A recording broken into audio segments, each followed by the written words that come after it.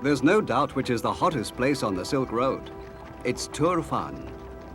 It was in the middle of August, midsummer here, that the China-Japan joint expedition arrived at the place which was once called the Land of Fire.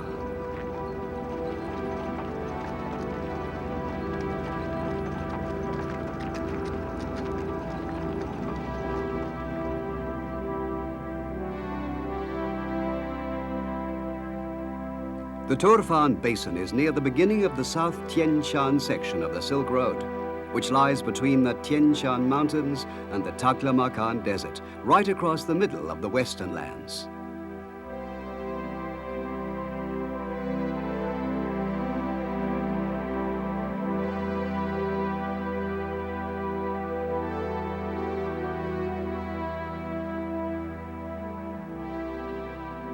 The hot air shimmers in the basin, which lies to the east of the Tian Shan Mountains.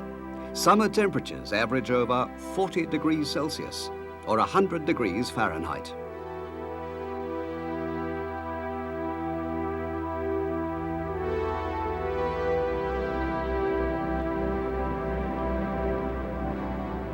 We were headed for Lake Aydin, which is near the lowest part of the basin. Next to the Dead Sea in the Middle East, Lake Aydin is the lowest place in the world.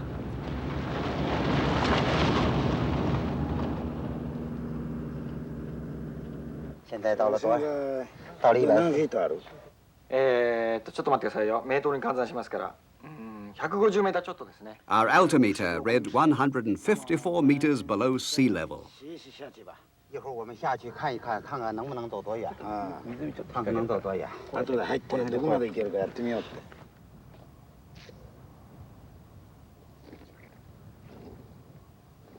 But all there was to see was what looked like a vast expanse of flat sand.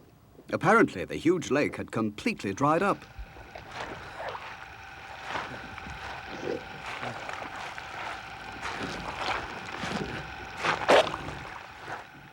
But when we tied ropes around our waists and walked into the sand, hot, muddy water spurted up from under our feet.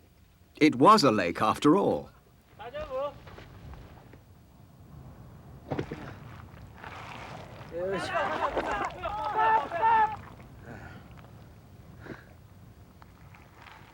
In fact, it's quite a dangerous spot.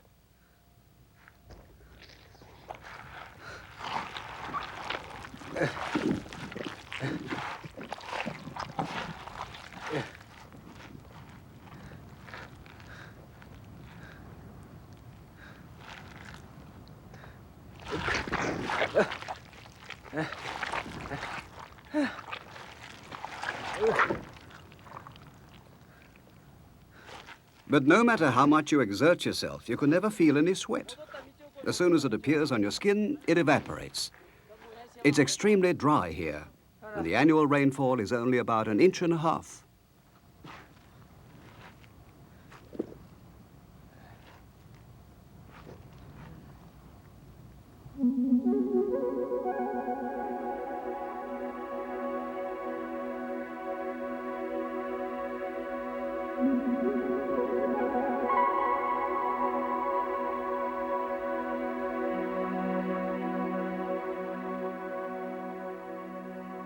Turfan used to be an important junction between two sections of the Silk Road that passed south and north of the Tian Shan Mountains. And today, it's still important for the same reason.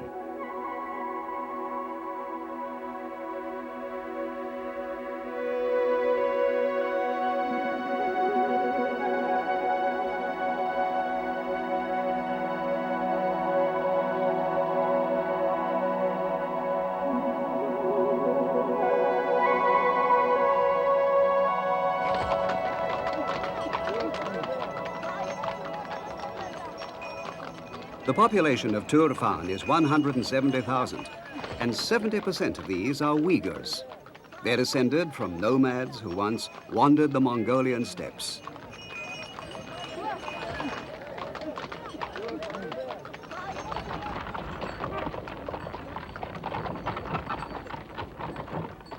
In about the 9th or 10th century, the Uyghurs came to the oases of the Western lands and settled down as farmers.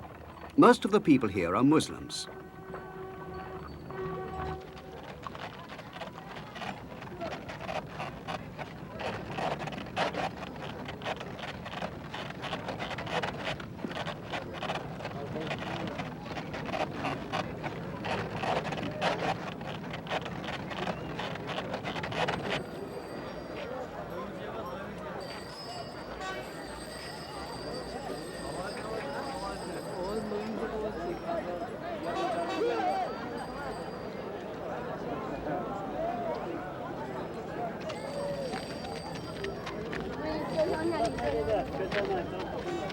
叫他们下前面照着，你前面照，他下来。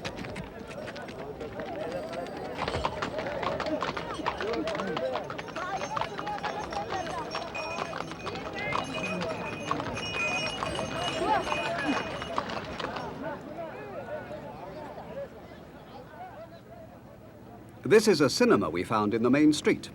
Plays and films are about the only forms of entertainment available in Turfan. Going inside, we saw there was no roof. As it rains so seldom, there's no need for one.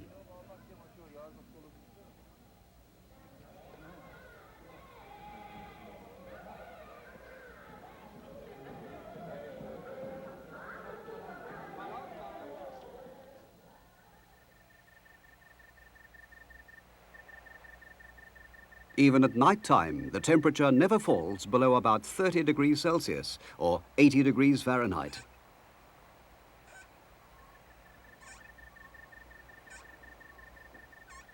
So, to escape the heat, the people sleep on the roof or in the garden under the moon.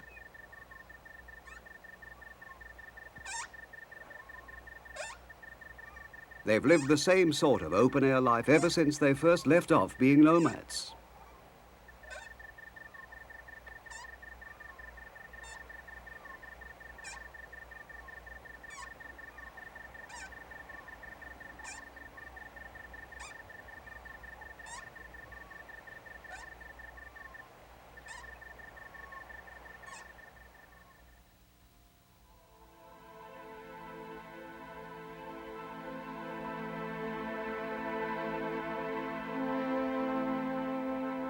A range of reddish mountains lies about 10 kilometers or 6 miles to the east of the town. Travelers used to fear them, and because of the shimmering heat rising from the steep slopes, they've always been known as the Fire Mountains.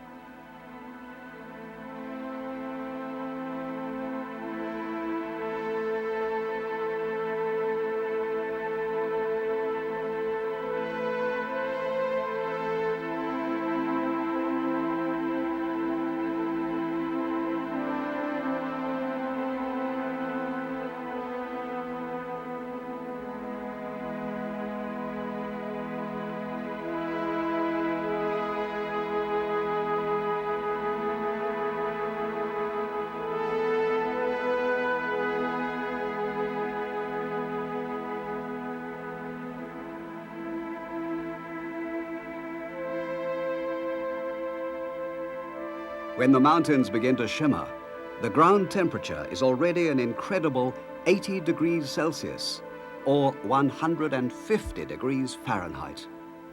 No one ever tries to climb them.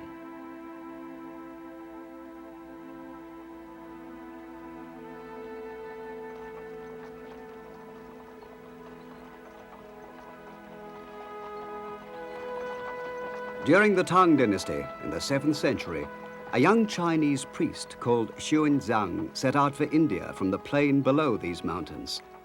In those days, it was forbidden for Chinese to travel outside China. So Xuanzang came quietly from Chang'an, the capital, and 6 months later, he was here.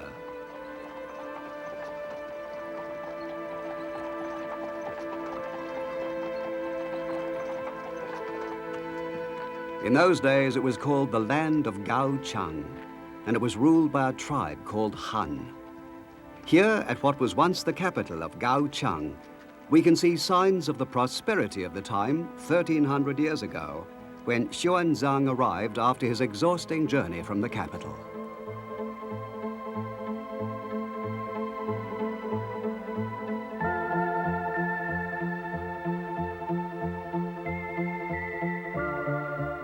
The town lay within a wall that was 1.5 kilometers square, or a mile, and almost 12 meters high, or 40 feet. This is the biggest of all the ruins that are to be found today on the Silk Road.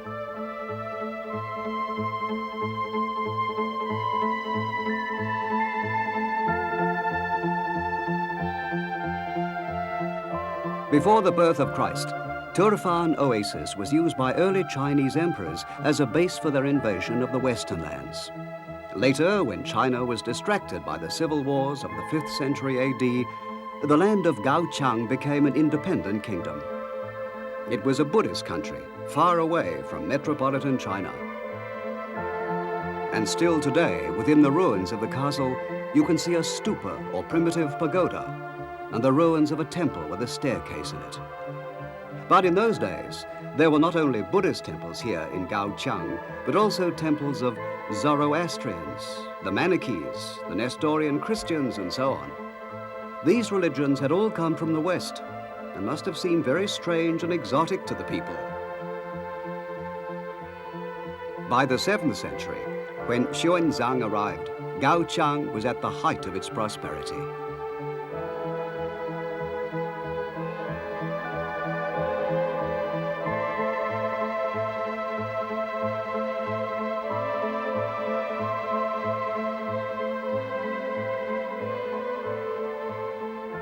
He was warmly welcomed by the king, in spite of the Chinese prejudice against travel, and stayed for a month. Every day, the people came to hear him preach the word of Buddha.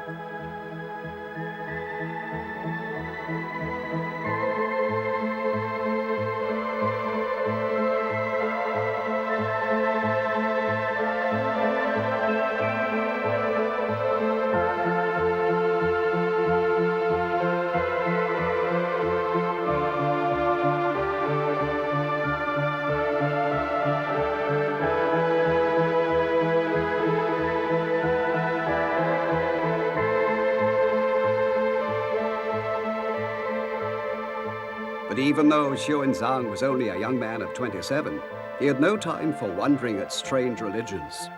His task was to bring back holy Buddhist sutras from India, and sometimes it must have seemed impossible that he could ever journey so far and still return home.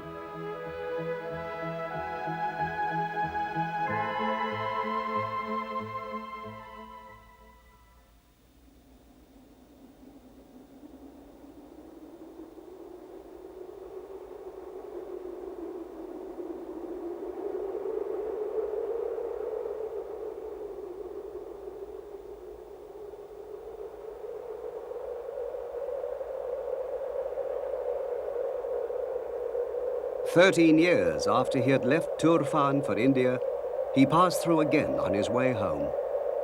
But the old land of Gaoqiang was no more. The great Chinese army had invaded because the Tang Emperor feared that this distant country would try to control and profit from the traffic on the Silk Road.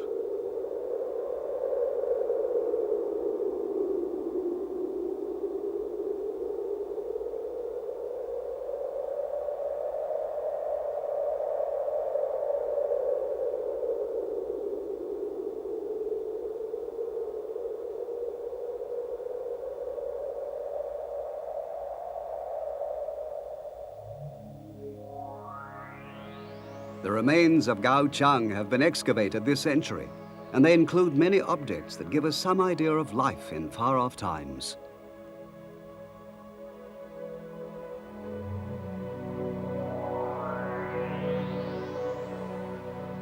This figure of an official has a truly terrifying face.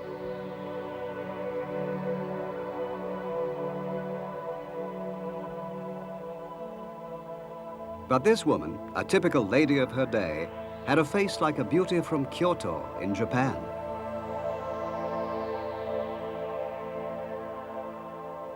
Merchants from the western lands with prominent noses must have been common sights in the town.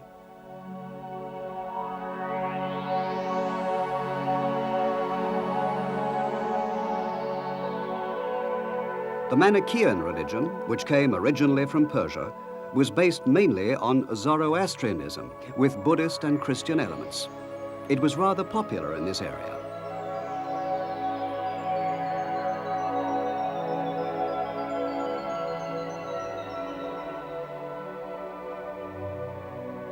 There were also Nestorian Christian missionaries escaping from persecution in the West.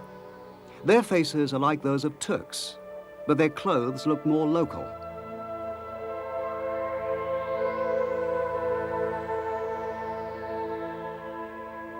Nestorian Christianity was called Jingjiao in China, and during the Tang dynasty, it even reached Chang'an, the capital.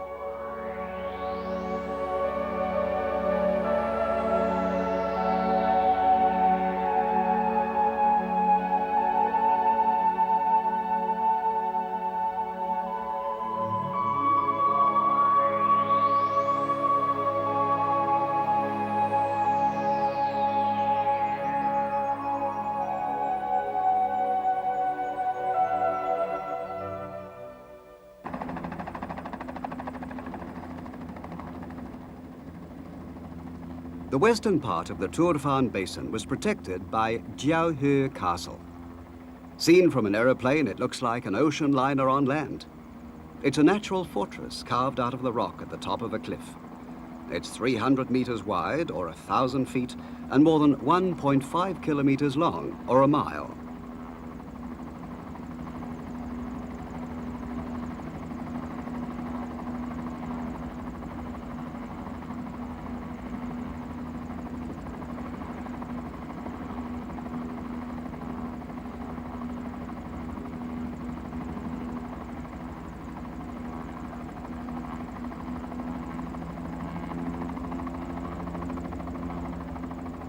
When the Chinese had defeated Gao Cheng, they founded citadels to protect their borders from which they could administer the western lands.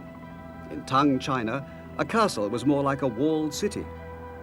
This castle had a court and a temple to the north inside, government offices in the middle, and the ordinary people's houses were in the southern part.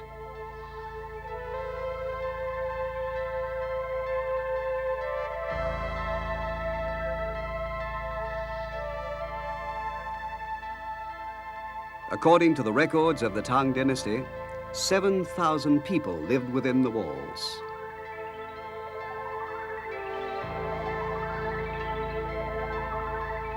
The ruins of the many buildings that once lay within this castle show today as differently colored strata. The castle was built by digging into the living rock. The people of those days carved their castle out of a mountain, just as they carved Buddhist images on the walls of caves.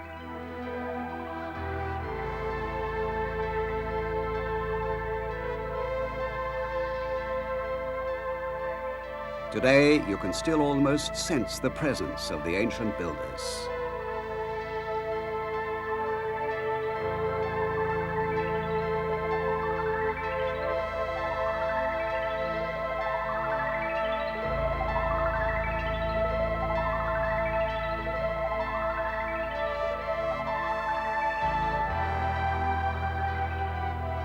This was the southern sector of the city where most of the people lived.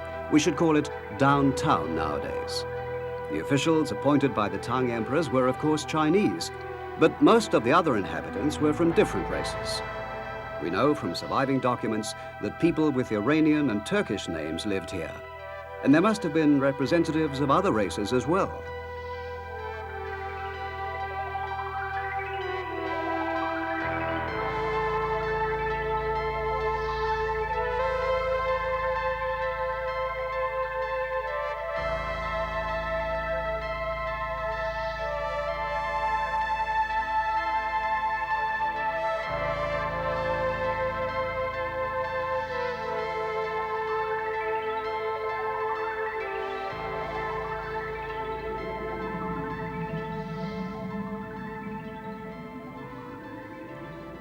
Here, the people who lived more than 1,000 years ago seem still to be alive.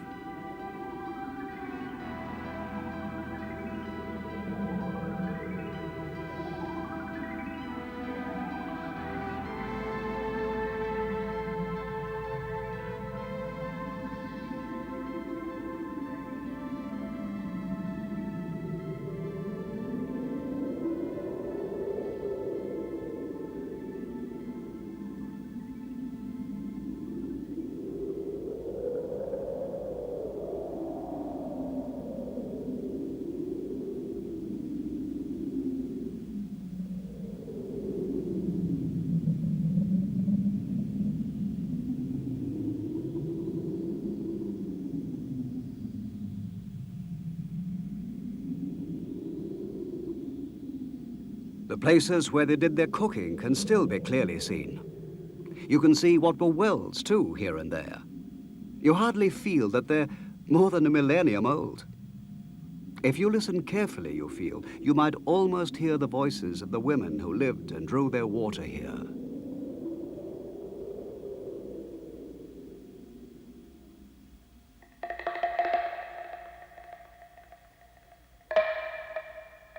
This is a picture of a farmer's life that's been excavated in Turfan. Most of the landowners were Chinese, and the sharecroppers were either poorer Chinese or else they belonged to different tribes.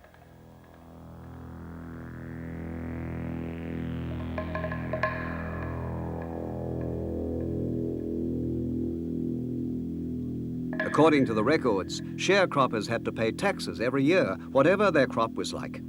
If they rented a vineyard, they paid in wine. If they cultivated mulberry trees, in silk. And if they were hired laborers, they paid in firewood or millet.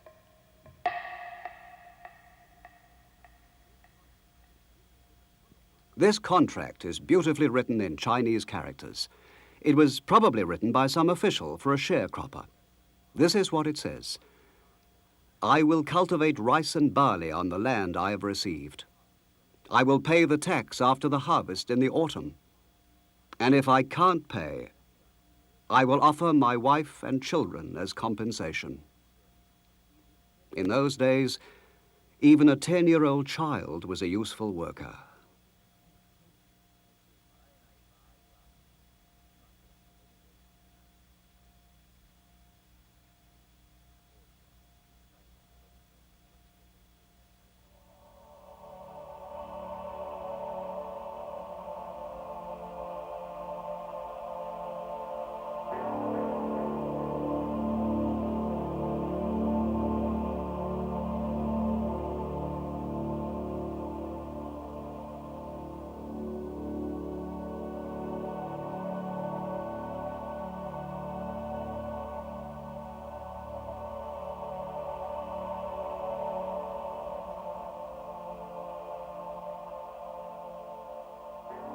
The sounds of common people suffering can be heard echoing here in this half-underground space, which is said to be the remains of a prison. People who couldn't pay their taxes either had to run away or be thrown into this dungeon. A list of people who had tried to escape has been excavated here. When the Tang dynasty collapsed at the beginning of the 10th century, several tribes fought over this region. Then, after about 50 years, the Uyghurs finally established an empire here.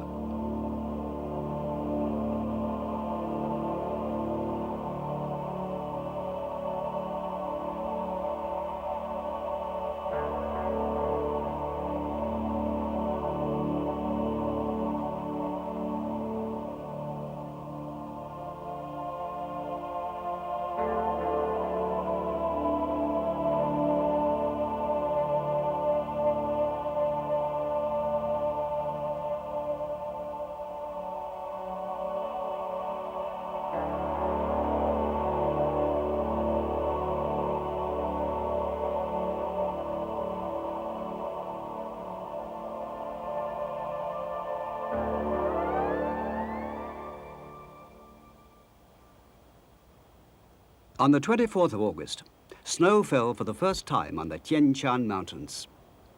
Time passes, and the people change. But water from the melting of the snow on the Tian Shan Mountains is always essential to the survival of the oasis folk. This canal took 15 years to build.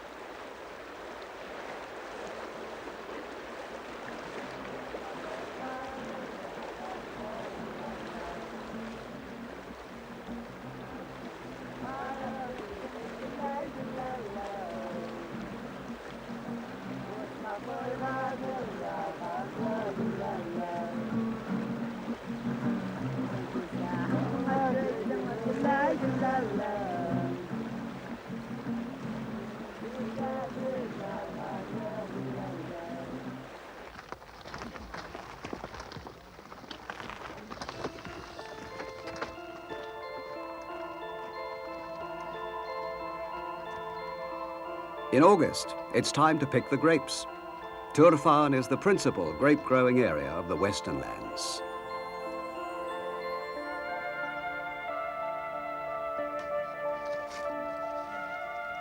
You can see many racial types among the women who pick the grapes.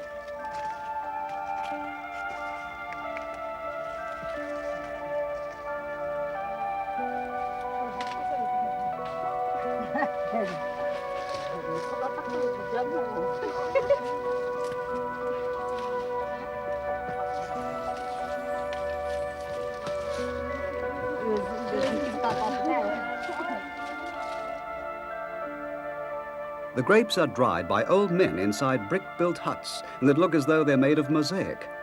The grapes first came here from their original home in Egypt and Persia, and they were already being grown in the time of Gao Chang.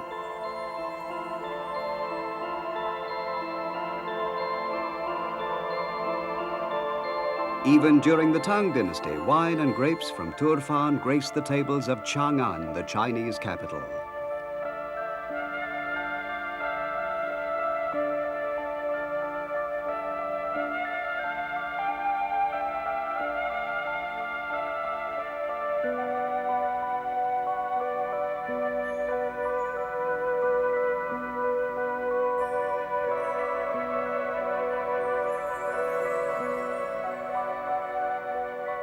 Today, the yearly production of grapes is more than 28,000 tons, and half of them are exported as raisins. Here, they'll dry for a month.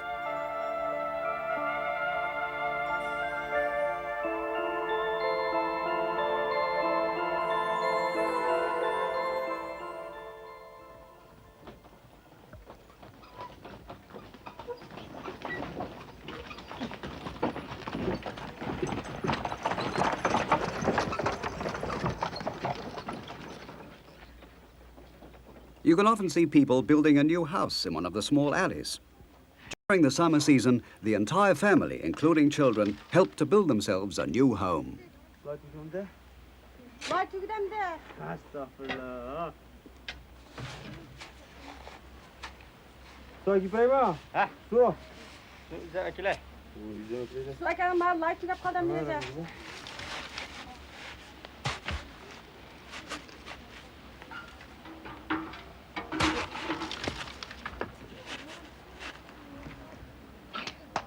Every house in Turfan has a half basement where the temperature is several degrees cooler than outside. The ceiling is made of vines closed with a little earth. The half basement is used to keep food fresh and for the family to cool down. This traditional way of building a house is very convenient for an almost rainless place like this.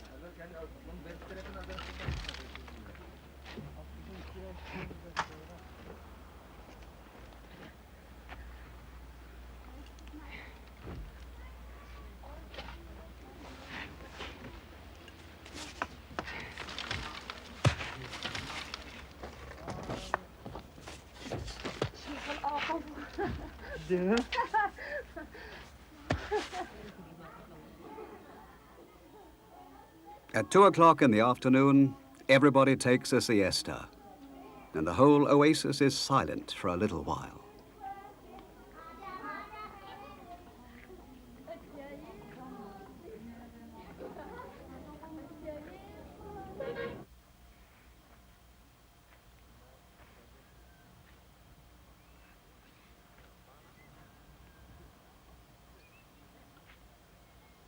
But even in the middle of the day, we saw a few people on the dunes in the desert.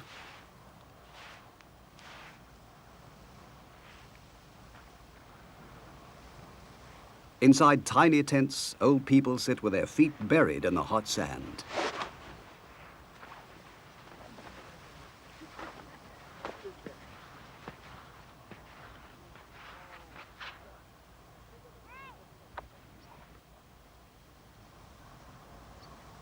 The temperature of the sand is more than 80 degrees Celsius, or 150 degrees Fahrenheit, and they call it the hot sand treatment. They say it's very effective as a cure for rheumatism or arthritis.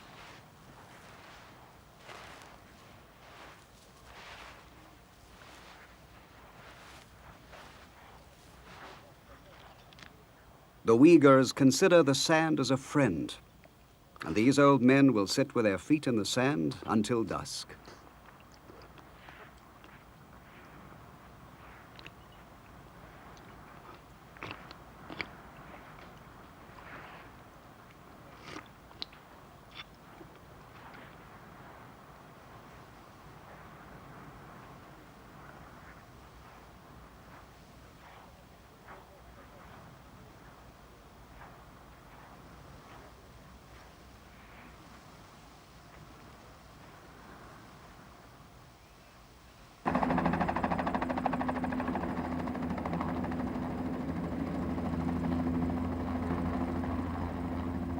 Halfway up a cliff of the Fire Mountains, are the Bezeklik Thousand Buddha Caves, which are still half hidden. These caves flourished during the Tang dynasty and later to the period of the Uyghur Empire. In the Uyghur language, Bezeklik means a place that is beautifully decorated.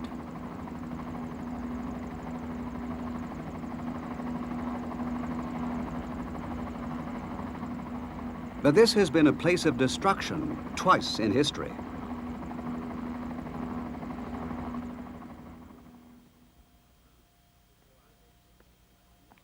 The first destruction was by Muslims when they invaded the Western lands at the beginning of the 11th century. And the second was by foreign explorers from many different countries at the beginning of the 20th century. On both occasions, the Thousand Buddha Caves were despoiled.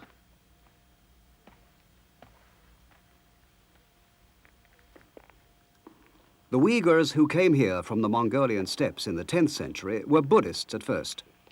In Bezeklik, we found pictures of them worshipping Buddhist images.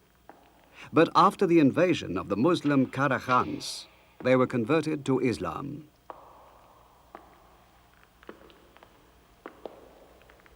The Islamic religion totally rejects all images.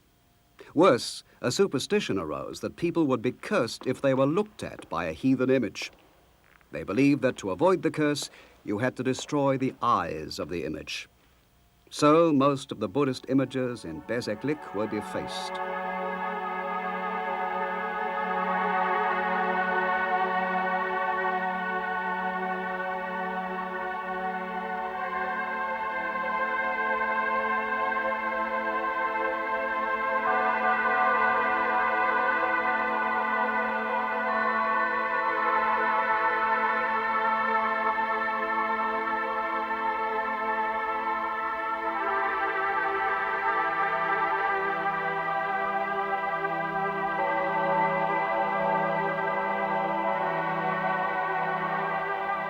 Many of the paintings that escaped the Muslims fell victim to explorers in the early 20th century, who took many of them away. They left marks on the walls that looked like peeled skin.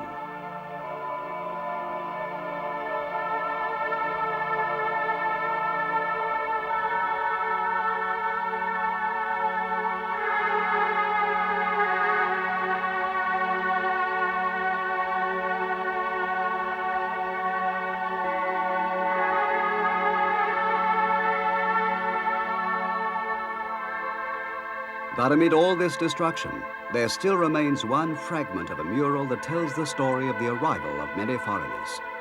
It's a painting of foreign ambassadors. The faces of the envoys who came from the various countries of the Western lands were carefully portrayed.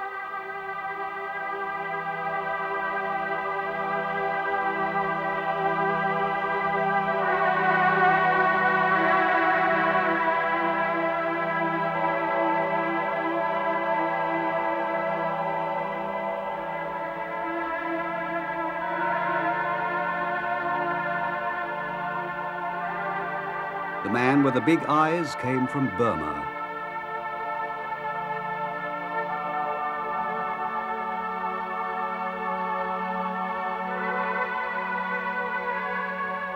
The one with a hat that looks like a helmet is the ambassador from Mongolia.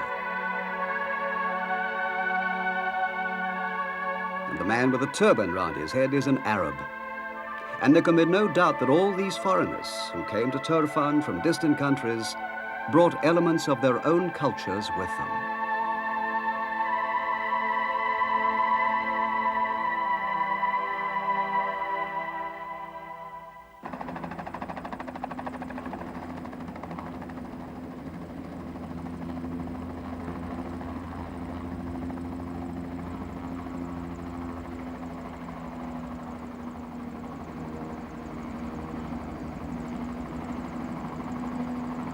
Here and there in the desert, you can find a well. They form part of a structure called a karez that's very important to the people here.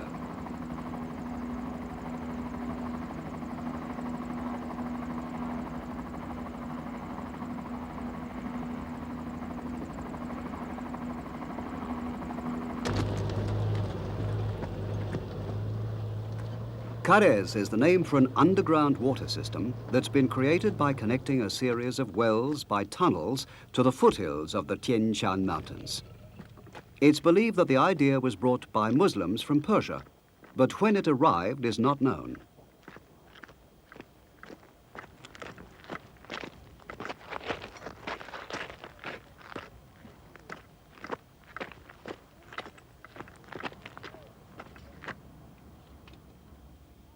We saw people working on a carrez in the middle of the desert. They were a team responsible for keeping them clear of sand, which would otherwise block the channels.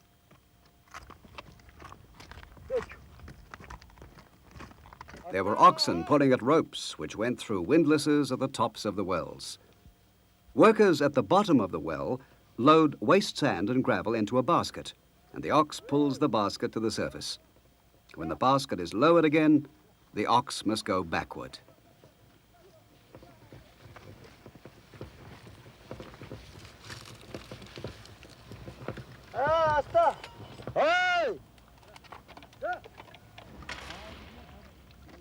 When the carrez was first built many years ago, they used the same method which has been passed down from father to son.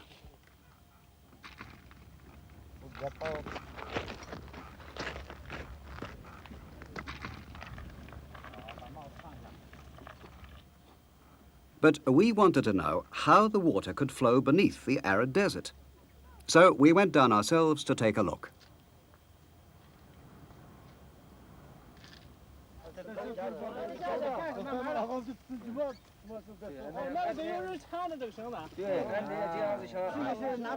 First was the Chinese cameraman.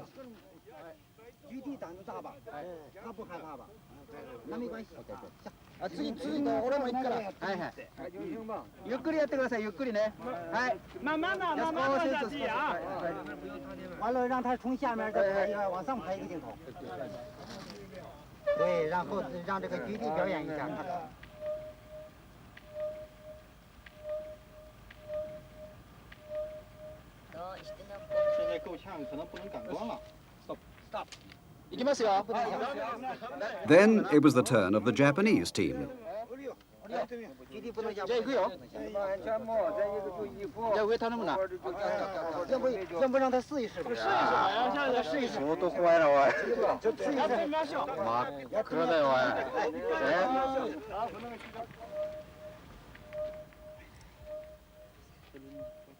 The wells are about 30 meters deep, or 100 feet, and their walls are plain earth.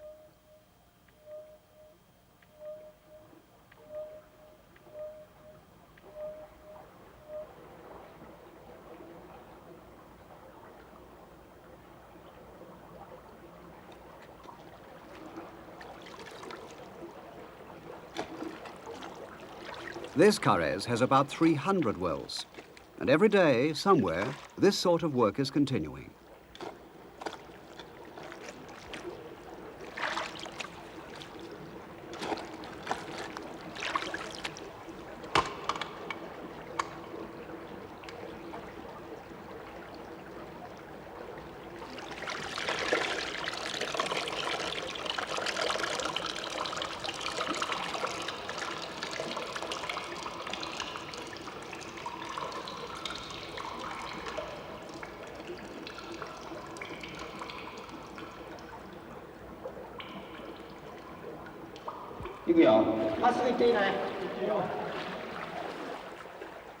We decided to walk along the underground waterway until we reached the point where it emerges. It was just wide enough for us to pass in single file.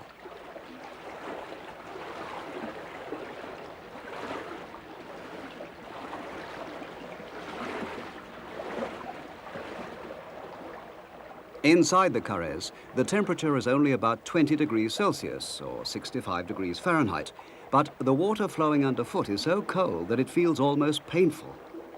After the heat and dryness on the surface, it was a different world.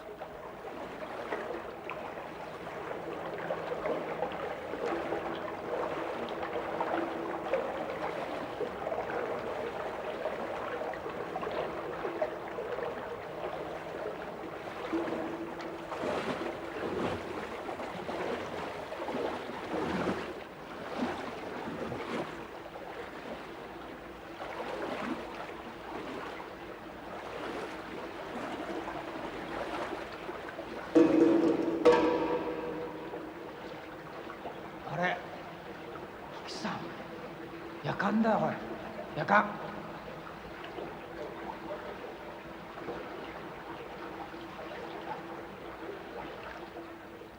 It must have been marvelous when people were traveling through the desert to come to a place where you could find ice-cold water.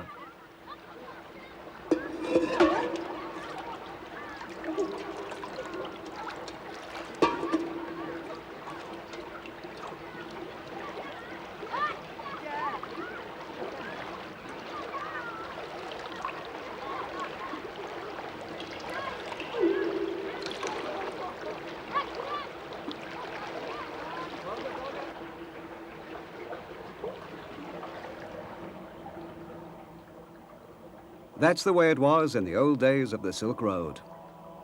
But why did they take so much trouble to build the waterways underground? Well, water flowing on the surface would either be absorbed by the sand or it would evaporate in the heat.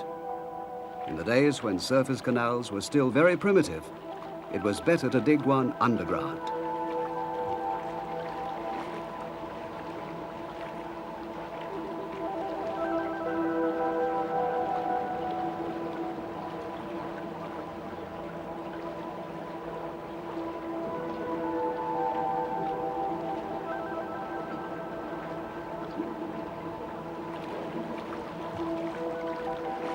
In days gone by, if a man had enough money, he would build his own carrier system and charge people for using it.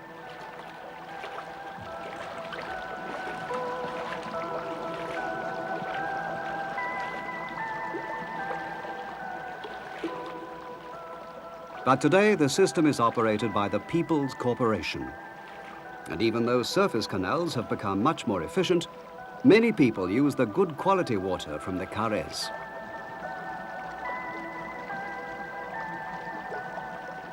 After walking for about an hour, we finally came to the exit.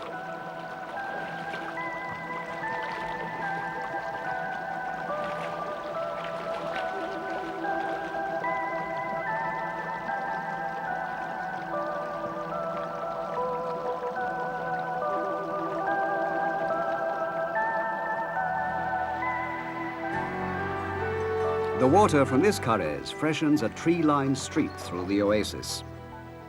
During the time we were in Turfan, the highest temperature was almost 48 degrees Celsius, 120 degrees Fahrenheit.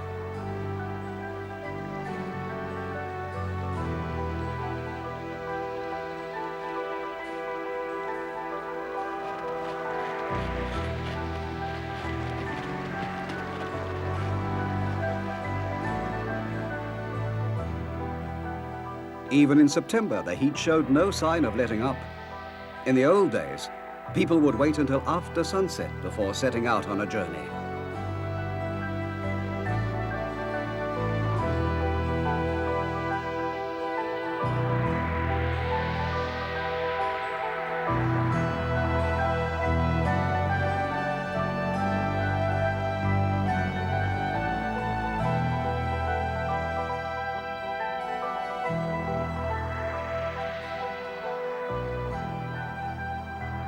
Xuanzang must always have followed a road with the setting sun down it on his journey westwards to India. For the Chinese people, the West had a fascination of its own. It was the same whether they were merchants or Buddhist priests. They set out with hope in their hearts, hope that they could find something precious in a faraway country.